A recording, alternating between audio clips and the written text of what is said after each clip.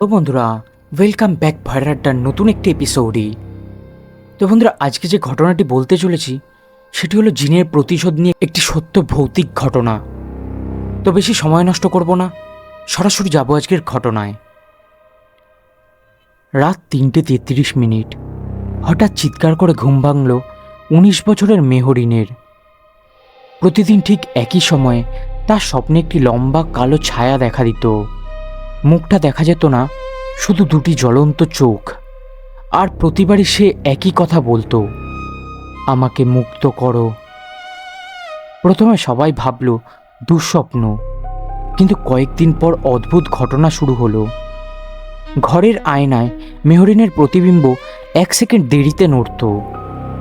মোবাইলে নিজের তোলা ছবির পেছনে একটা কালো ছায়া দেখা যেত।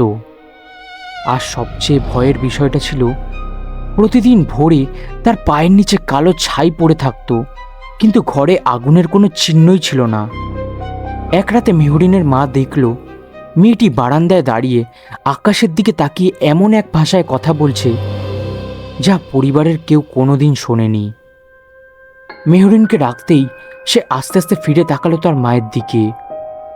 চোখ দুটো সম্পূর্ণ কালো, পরের মুহূর্তেই আবার স্বাভাবিক। সে কিছুই মনে করতে পারল না। পরিবারের একজন আলেমকে ডেকে আনলেন। তিনি বাড়িতে ঢুকেই থেমে গেলেন, মাটির দিকে তাকিয়ে বললেন, এই বাড়ির নিচে কিছু একটা বন্দি আছে।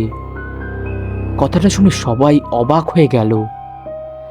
এই বাড়ি তো মাত্র ১০ বছর আগেই তৈরি হয়েছে। তখন গ্রামের সবচেয়ে বৃদ্ধ ব্যক্তি এগিয়ে এসে বললেন, এই জমিতে একসময় একটা শুকনো কূপ ছিল। অনেক বছর আগে গ্রামের এক লোভী ত্রান্তিক মানুষকে ভয় দেখিয়ে টাকা নিত। লোককথায় ছিল সে একটা শক্তিশালী জিনকে একটা লোহার সিন্দুকের ভেতর বন্দি করেছিল। এক রাতে ত্রান্তিক নিজেই নিখোঁজ হয়ে যায়।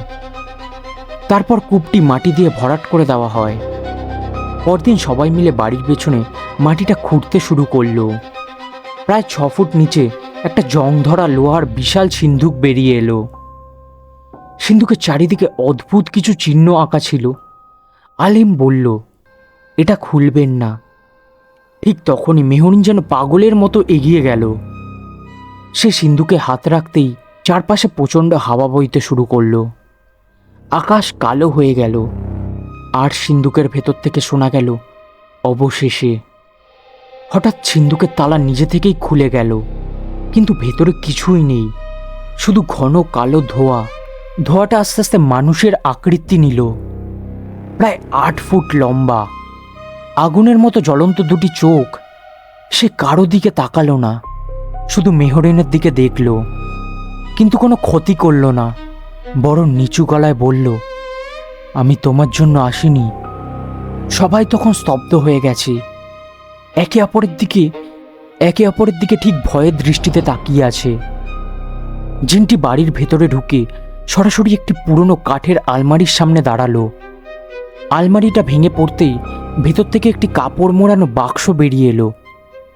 বাক্স খুলতেই পাওয়া গেল বহু বছরের পুরনো কিছু কাগজ। সেখানে লেখা ছিল, মেহরিনের প্রপিতাময়ী সেই তান্ত্রিকের সহযোগী ছিলেন। লোভের কারণে তিনি জিনকে বন্দি করতে সাহায্য করেছিলেন। জিনটি ধীরে ধীরে বলল, সে অন্যায় করেছে, সে শাস্তি পেয়েছে, কিন্তু সত্যিটাকে মাটির নিচে লুকিয়ে রাখা হয়েছিল। ঠিক তখনই পুরো বাড়ি কাঁপতে শুরু করলো। দেয়ালে বড় বড় ফাটল ধরল, মনে হচ্ছিল বাড়িটা যেন মাটির নিচে তলিয়ে যাবে।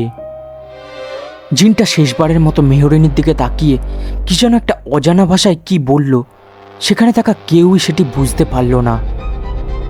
তারপরে জিনটি এক নিমেষেই হাওয়ার সাথে মিলিয়ে গেল। আলিম বলল, তার আত্মা শান্তি পেয়েছে। তো বন্ধুরা, এই ছিল আজকের ঘটনা। ঘটনাটি কেমন লাগলো তোমরা প্লিজ কমেন্টে জানিও। যদি ঘটনাটি ভালো লেগে থাকে তো লাইক, কমেন্ট, সাবস্ক্রাইব করতে ভুলো না। তো চলো, আবার দেখা হবে নতুন কোনো এপিসোডে। ততক্ষণের জন্য সুস্থ থেকো, ভালো থেকো।